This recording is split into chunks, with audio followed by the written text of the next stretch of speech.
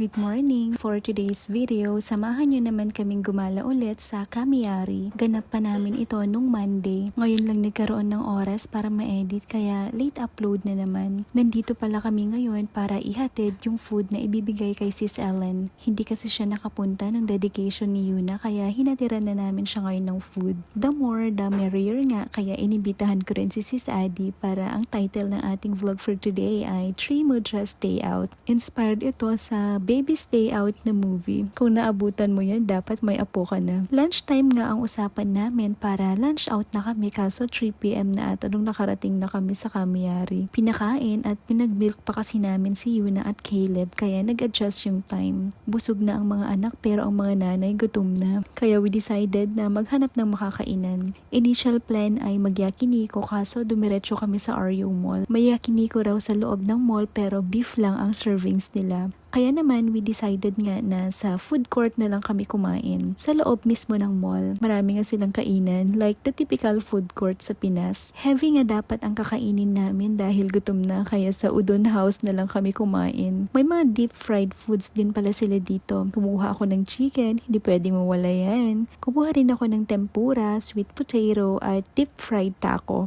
Taco pala is octopus. Alam nyo ba ang takoyaki, ang literal meaning niya ay grilled octopus. Dito sa Japan, octopus ang palaman ng takoyaki. Ewan ko lang sa Pinas kung ganun din. After mag-order, bahala ka na palang maglagay ng mga sibuyas, luya at bawang. Pati water ay self-service. Kailangan din pala iligpit mo ang mga pinagkainan at linisin yung table na ginamit. Hindi na pala ako masyado nakapag-video at nagmuryot ang mga bata. After namin kumain, naglakad-lakad muna kami. Nadaanan nga namin itong bilihan ng mga tapioca sweets. Maalat ang mga kinain namin kaya masarap naman kung may sugar. 2 tiger milk tea nga para sa akin at kay Sis Ellen at isang milk tea naman ang in-order ni Sis Adi. After nag-order, meron silang area kung saan namin kukunin yung order.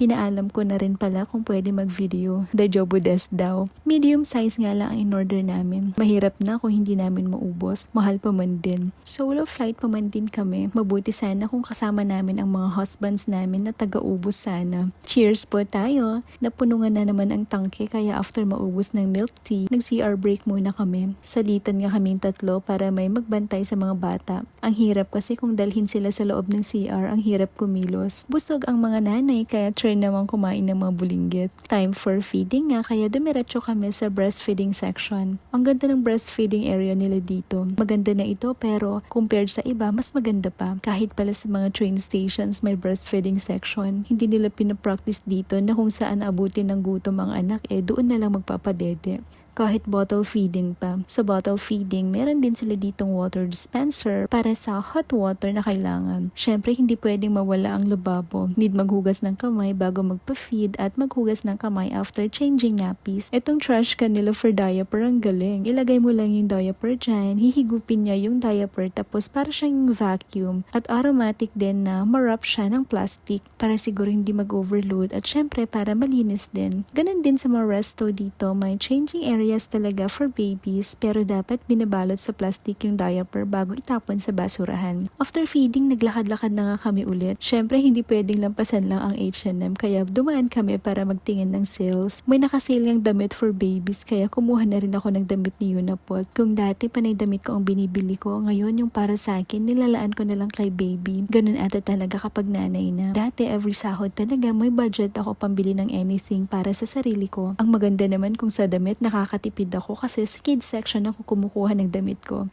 Ngayon naman halos wala na akong makuhang damit na kasya sa akin. Lumobo kasi talaga ako after ko manganak pero okay lang, importante healthy ang aking baby. Hindi naman nawawala yung desire ko na ibalik yung dating figure. Nagpagawa nga ako kay hubby ng program na susundin ko para sa aking exercise. Kaso hindi ko talaga nasusunod. Kaya para ma-exercise pa rin everyday, lumalabas kami ni Unapot. Naglalakad-lakad kami. Maliban sa nalilibang siya, malaking factor din yon para sa kanyang social skill development. Makakakita siya ng ibang tao, makakasalamuha siya. Lalo mostly mga matatanda dito gustong-gusto ng babies kaya madalas may mga nakakausap kaming matatandang Japanese sa daan. Kawaii, gumaganon lang sila kay baby. Itong anak ko tuwang-tuwa rin. May iba pa silang sinasabi pero wakarimasen na. Positive naman siguro kasi makita mo naman yung genuine smile nila while looking at baby. Anyways, may nakita pala kaming Coca-Cola vending machine. Ang nakakatuwa parang nasa Pinas lang kasi bote talaga yung gamit nila. 190 ml ang laman ng bottle. Parang Coke sakto ata ito sa atin. 150 yen yung isang bottle. Natuwa lang kami pero hindi kami bumili since kaming tatlo hindi naman nagsusoft drinks. Plus, katatapos lang din namin mag-milk tea. Sa Aryong Mall nga lang kami the entire time pero inabot na kami ng gabi. 6 p.m. ang out sa office ng mga asawa namin kaya we decided na magpasundo na lang din sa kanila. Madadaanan naman nila itong Kamiyari kung manggagaling sila sa Tokyo. Around 7 p.m. na nga nung dumating na rin sila. Itong anak ko karayong adagos sa papa pagkakita. Kahit nakamask si papa niya, kilalang kilala siya. Approaching pa nga lang siya, nagkukuyakoy na si Yuna. At dahil nandito na si Habi, sure naman ng aking unika iha para mambudol. Ayun, at nabudol nga ang ama. Napabili na naman ng toy. Pricey nga yung toy, kako kung alam ko lang ibinili ko na lang ng piano para maturuan na niya anak niyang mag-play. Nung nagbayad kami, inalok nga palang magpa-member si Habi sa Akachan Honpo. For sure raw at mapapadalas kami dito kaya nagpa-member na siya. Habang processing yung papers, naglibot na lang din muna kami sa other sections for kids stuff. Mga bag pala ito ng mga elementary pupils. Sabi hanggang grade 6 daw nila gagamitin ang mga ganitong bag. Kaya siguro ganito kamahal kasi 6 long years naman nila ma-enjoy. Rain or shine yan pero hindi agad masisira kasi kapag maulan meron namang raincoat itong bags. May nabibiling raincoat intended talaga para sa ganitong klaseng bags. Gold nga naman talaga ang presyo. 63,000 yung nakita kong pinakamura. Bag palang anak, mahal na. Kaya mag-aral kang mabuti in the future. Kaya talaga bawal tamarin at may little human na tayong umaasa sa atin. Naglakad na rin pala kami pa uwi at late na. Dinner time na ng mga bata kaya kailangan na rin umuwi. May nadaanan kaming pa free taste ng coffee. Trinay nga ng mga kasama ko. Masarap daw. Hindi naman kasi ako umiinom ng kape kaya video ko na lang sila.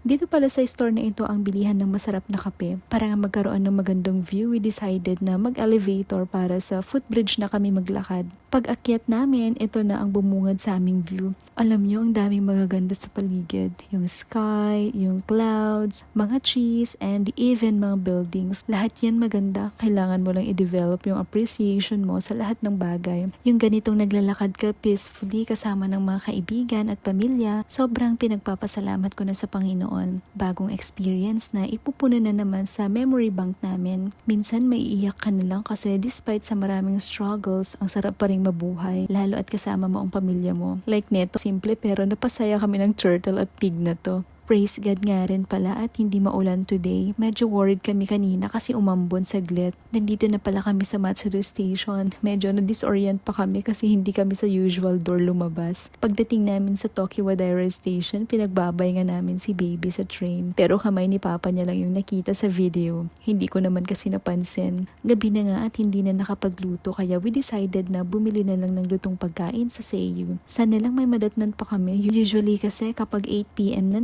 kaubusan na. Kaya nakakatuwa rin kasi talaga daily sila nagre-replenish ng food supply. Yung mga food naman na hindi nabibenta within the day, nakasale yan kinabukasan. Mostly 20 to 50% na yung discount. Bumili rin pala kami ng ibang maluto na at yaman naman din na nandito na. May self-service nga pala dito ng pagbayad. Ikaw mismo ang mag-punch sa mga pinamili mo. Mabuti na lang din may staff lang na matatawag kapag nagkamali ka kaya walang problema. After makapagbayad, dumiretso na rin kaming umuwi. Yung baby namin nagsimula na mag-unbox ng laruan. Tuwang-tuwa siya. Hindi lang ako sure kung sa laruan talaga siya natutuwa o kaya sa cartoon. Tinulungan na siya ni papa niya mag-unbox. Hindi sila matatapos dahil ang gusto lang ni baby ay may stock sa open-close carton. Ang ganda nito. May pa-tissue pa sila sa taas. Alam ata nila na favorite ng bata ang maglaro ng tissue kaya nilagyan na nila. Ito naman, hindi na niya matatanggal. May parang remote din na nagsasalita ng Japanese. Nilagyan na rin pala ni Hobby ng AA na battery. Magastos pala to kasi 3 dapat ang ilalagay. Anyways, maraming salamat at sinamahan nyo na naman kami today. Yun lang for now. Origa, thanks for watching. God bless po.